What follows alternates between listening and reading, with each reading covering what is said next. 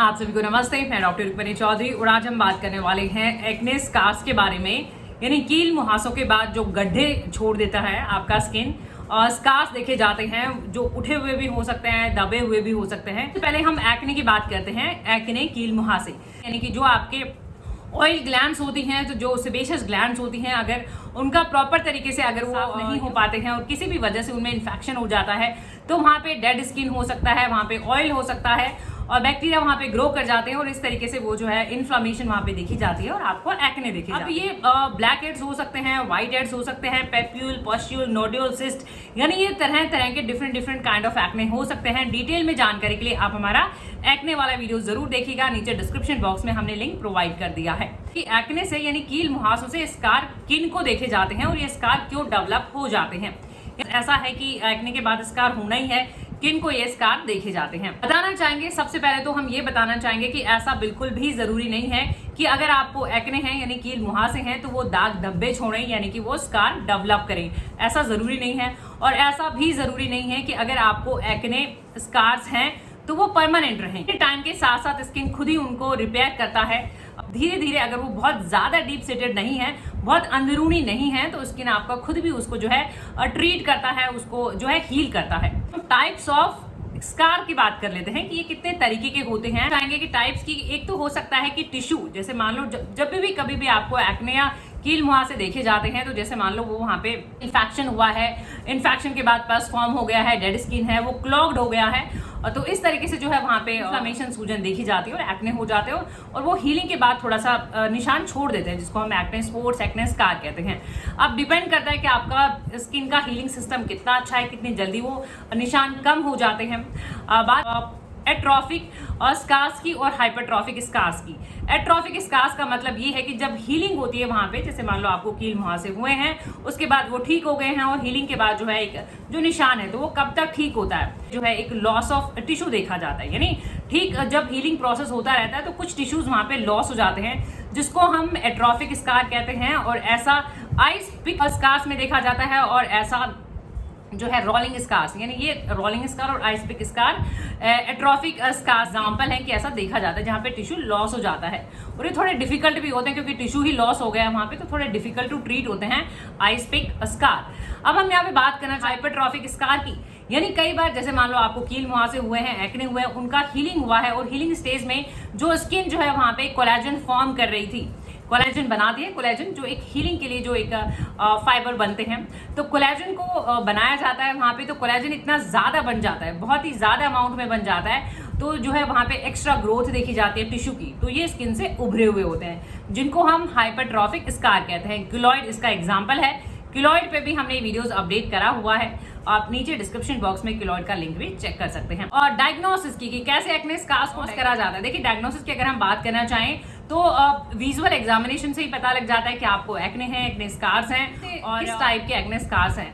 Grading की अगर हम बात करें तो एक्ने स्कार्स को ग्रेड भी करा जाता है, ग्रेड 1 to 4 तक इसको ग्रेड करा जाता है। ग्रेड 1 में बहुत ही माइल्ड होता है, फ्लैट एक तरह से ग्रेड 1 जो है बिल्कुल फ्लैट होता है स्कार। ग्रेड 2 थोड़ा सा माइल्ड होता है जिसको आप इजिली कवर अप भी कर सकते हो मेकअप से।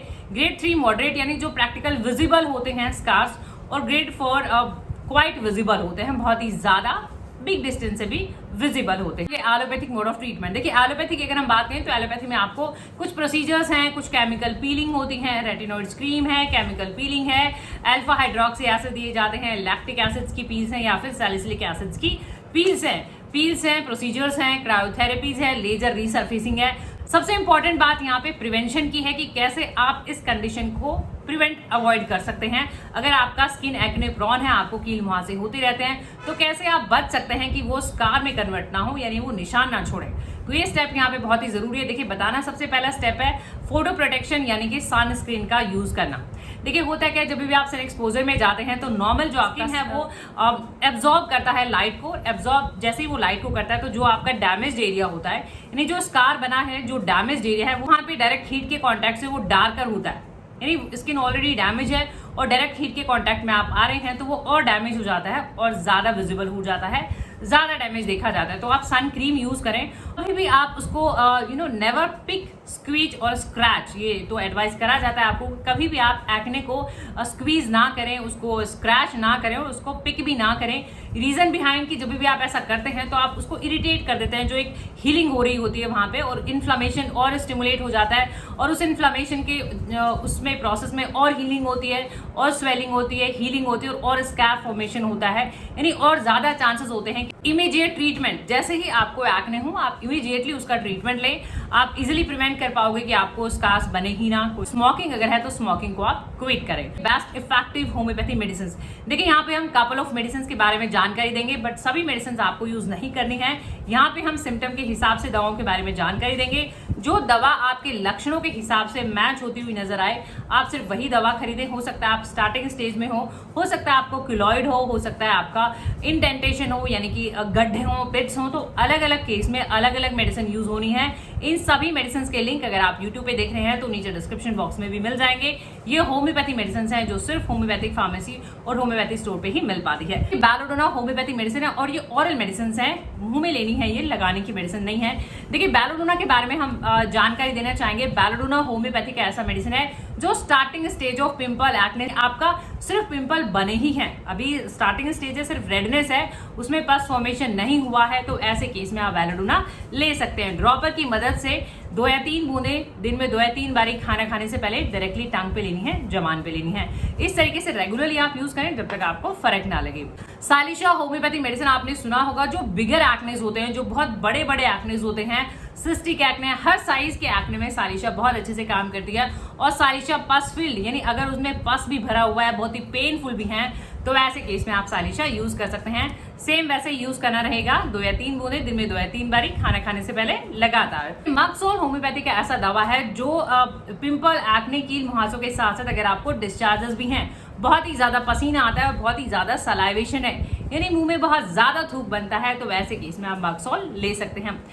देखिए नेट्रेम्यूल ज्यादातर ऑयली स्किन में यूज होता है और नेट्रेम्यूल में बहुत ही ज्यादा सॉल्ट लेने का एक डिजायर होता है, तो वैसे केसेस में आप नेट्रेम्यूल देख सकते हैं। होम्योपैथी मेडिसिन डल का मारा हम देते हैं जब आपको जो है क्लाइमेट चेंज की वजह से भी एक्ने में चेंजेस देखे जाते हैं, तो ऐसे केसेस में आप डल का मारा देख। काली ब्रोमेटम होम्योपैथिक ऐसा दवा है जो आपको अदर बॉडी पार्ट, यानी फेस के अलावा, जैसे मान लो बैक एक्ने है, कमर पे है या फिर शोल्डर पे एक्ने है, तो वैसे केसेस में आप काली ब्रोमेटम की हेल्प ले सकते हैं। कैलकेरिया सल्फ, कैलकेरिया सल्फ भी बिगर एक्ने में, यानी कि बड़े बड़े जब कील मुहासे होते हैं, तो वैसे केस में आप कैलकेरिया सल्फ देख सकते हैं। बारबरी सैक्विफोलियम, देखिए बारबरी सैक्विफोलियम प्रीटी क्वाइट फेमस है होम्योपैथी में। हर तरीके के स्किन डिसऑर्डर्स हैं, चाहे वो पिगमेंटेशन है, एक्ने है या फिर डल और ड्राई स्किन है, तो बारबरी सैक्विफोलियम देखिए क्यू है, यानी कि मदर टिंचर है, ये आपको पानी में मिक्स करना रहेगा। ये आप लगा भी सकते हैं, लोकली टॉपिकली भी यूज कर सकते हैं, और इसको हम ऑरल फॉर्म में भी देते हैं। दोनों तरीके से आप यूज कर सकते हैं। अगर ऑरली आप यूज कर रहे हैं तो 10-15 बूंदे 2 या 3 चम्मच गुनगुने पानी में दिन में 2 या 3 बारी खाना खाने से पहले। ये इसके मल्टीपल बेनिफिट्स हैं, स्किन को साफ करता है, पिगमेंटेशन को क्लियर करता है, जहाँ पे आपको स्कार्स हैं वहां पे अप्लाई कर सकते हैं। ओवरनाइट पूरी रात आप इसे रख सकते हैं और रेगुलरली आप इसे यूज कर सकते हैं। देखिए ये जब लें जब आपको बहुत बड़े बड़े एक्ने हैं, बहुत ही बड़े बड़े एक्ने स्कार्स हैं और साथ में पस भी वहां पे जमा हुआ है और वहां बड़े बड़े हैं और पेनफुल है, तो आप हिपर सेल्फ की हेल्प ले सकते हैं। सालिशा, जैसा कि हमने मेडिसिन की बात करी थी कि हर तरीके के कील मुहासों में सालिशा यूज होता है, बहुत ही बड़े बड़े हैं या फिर पस वाले हैं, निशान छोड़ देते हैं, क्योंकि सालिशा जो है एक डीप टिश्यू एक्टिंग रेमेडी है, यानी ये स्किन के बहुत ही अंदर तक जाके काम करती है। स्ट्रेच मार्क्स में भी यूज होती है, हर तरीके के स्कार्स में भी यूज होती है। टैबलेट फॉर्म में है तो 1 या 2 जो है टैबलेट दिन में 1 या 2 बारी खाना खाने से पहले रेगुलरली। सभी मेडिसिन के लिंक आपको नीचे डिस्क्रिप्शन बॉक्स में मिल जाएंगे। होपफुली ये वीडियो आपकी हेल्प कर सके, वीडियो से आपकी हेल्प होती है तो प्लीज आप इन वीडियोस को लाइक करें, शेयर करें, चैनल पे नहीं है तो चैनल को सब्सक्राइब करें, बेल आइकन घंटी जरूर प्रेस करें नोटिफिकेशन पाने के लिए। Thank you for your time, thank you for watching, keep watching, keep supporting, thank you so much.